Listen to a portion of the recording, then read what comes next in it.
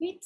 Well, hi everyone. Thanks for being here and taking the time to watch this presentation. My name is Ellie Vogt. My pronouns are she, her, hers, and I'm a graduate student interning with the Study Abroad office at UCSD.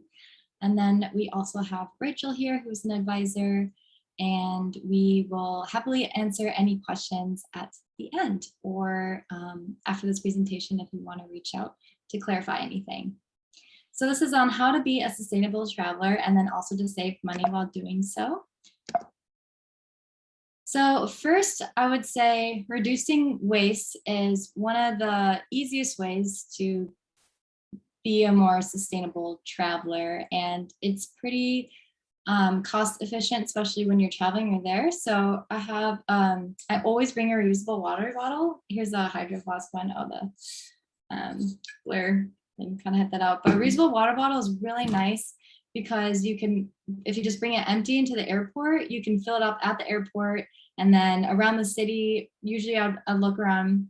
It depends on the country or city that you're staying in, but you could fill up your water while you're abroad and you don't really have to keep buying water bottles, which adds up a lot. And then you're saving a lot of plastic.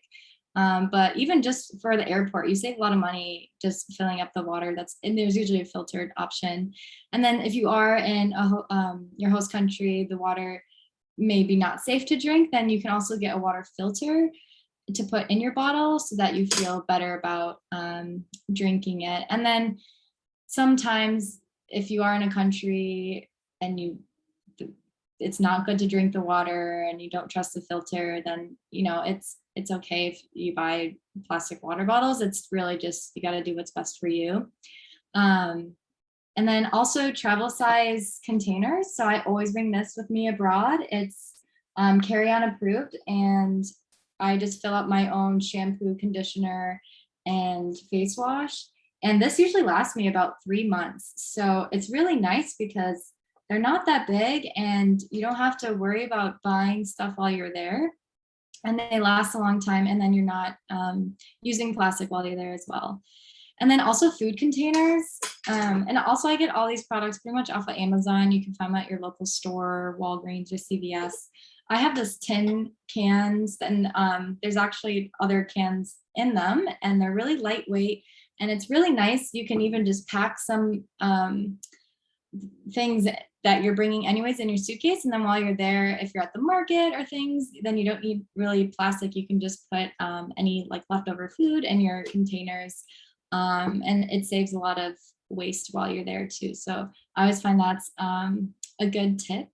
And then also utensils. I always bring my own usable utensils. These are some bamboo ones that I got, I think on Amazon, and then a reusable straw. And this is really nice too, because sometimes when you're at the market or at the airport, and sometimes there's not reusable utensils, and you have your own, you don't even have to worry about that. And then you're also saving plastic. So those are some nice things to do. And then also, I recommend bringing your own snacks and food on the plane. Food is really expensive in airports.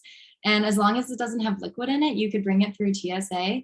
So I would, make your own breakfast or lunch or dinner whenever you are leaving. And I would bring that on, and your own snacks from Trader Joe's or whatnot. And you will save a lot of money because everything's a lot more expensive at the airport. And then also reusable shopping bag or grocery bag. You can use it if your location is near the beach, you can use it as a beach bag, or you can just use it while you're at the markets. You'll be surprised how much you end up using just a reusable bag while you're there. Especially if you just randomly buy things while you're walking around, it's always handy to have. And then recycling. So every country and city is different on their recycling laws. So it's really important to research before you go, or just while you're there and asking locals. My stepsister, she lived in Italy, and they would be fined by not correctly recycling and composting their trash. And then and when I was in Indonesia, actually, I noticed there wasn't recycling options. They didn't have the infrastructure. So it's actually a really interesting way to see maybe what privileges that the United States has, that we have the infrastructure to even recycle. And then also seeing some countries are even are really sustainable. When I lived in Australia, you always had to have a reusable bag or grocery bag, or else you'd be fined. So, and I'm from the Midwest, and that's definitely not a thing there. So it's a great way to just learn a little bit more about the cultural and the differences just around the cycling systems. And this way you can respect the culture by respecting their laws and infrastructure on recycling. And then, so with carbon dioxide, I would highly suggest slow travel. Definitely trains over airplanes. And although most destinations everyone's going to, you're gonna have to fly, and that is okay. But while you're in country, I would definitely recommend, if there's the option to take a train, I would definitely do that. And it's a great way, it's usually more cost efficient, and it's a great way to see the city. A lot of train rides are really scenic. This is just a little carbon calculator just to see some numbers in comparison. So carbon calculator from Barcelona to Amsterdam, the flight is 1.26 metric tons of CO2, and then the train is 0.07 metric tons. So that's a pretty comparable difference. And also, if you are flying, if you have to fly, I mean, you at the end of the day, you have to do what's best for you, but I would definitely recommend doing nonstop, as that uses less carbon, instead of keep having stops and using more planes. So I would always try to go for the nonstop option if it's affordable and feasible. Also, I would highly suggest to explore your city and country on foot. There's a lot of free walking and biking tours, and it's a great way to see the city and get to know the local community that you're in.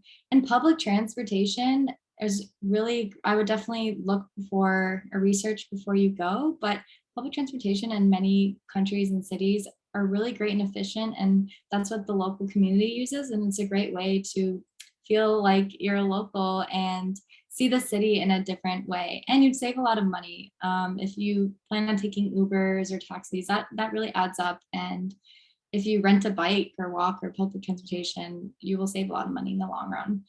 And then also kayaking instead of boat tours. That's a great way if you love being active, being outside, another sustainable option. And also just packing light.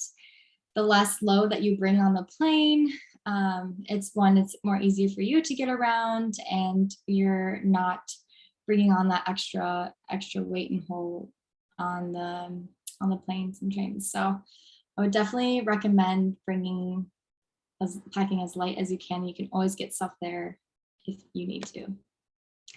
And then here's a great resource. I actually just discovered it, so I haven't used it yet for my travels, but I plan to in the next one. It's called thecarbonfund.org, and you can actually buy back your carbon footprint. So in some programs, I would double check that some third-party programs offer this as an option as well for you.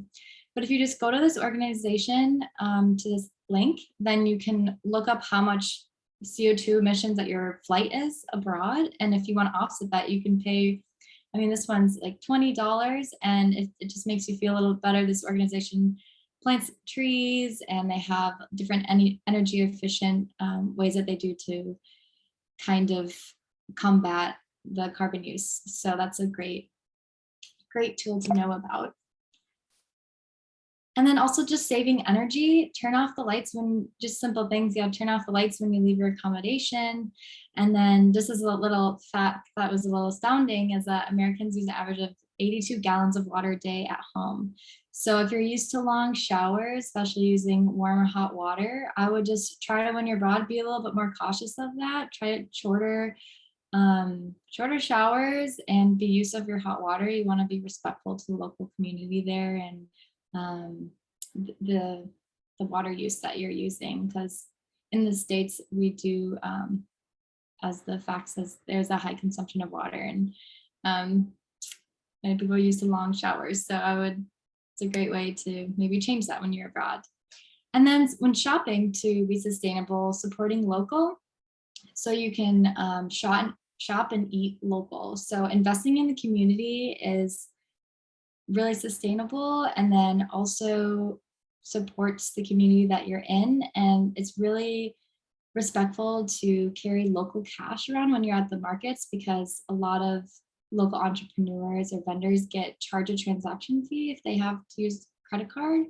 So, and it's just easier if you're in a place that bargains, if you have cash on you, which is a bit easier. And then also different countries, there may be flea markets or thrift stores, and this is a great way to get secondhand clothes, especially if you're hoping to get to shop a little bit while you're abroad. And thrift stores are a way to be a more sustainable shopper. And then farmers markets is great local food, and it's usually a lot more cost effective than going to a local restaurant. So I would highly check out going to any farmers markets if there is one in your host city or community. And then also my aunt she was the director of sustainable tourism at ASU, and she always said her motto was act like a resident, not a traveler. And I thought that really stuck with me, because you don't wanna come and add a bunch of waste or disrupt the community, and you wanna try to act like a resident and be respectful, and you'll feel better about your travels there, and you're gonna feel more connected to the culture. And she also gave a great tip of always check the local newspaper for events, because there's gonna be a lot of events in the local newspaper, if there is one, that you wouldn't hear about maybe through the internet or through your provider even. So getting the local newspaper is a great way to look for local events. And then also just be easier on yourself and do what you can. It's really easy to get overwhelmed by feeling guilty if you are using a lot of plastic or are flying a lot. And just, I think with anything, it's all about balance and doing the best that you can, and don't be hard on yourself. But just being aware is a huge step, and we're all learning. So yeah, and that was it. It's a quick presentation, but are there any questions or sustainable tips that you may have?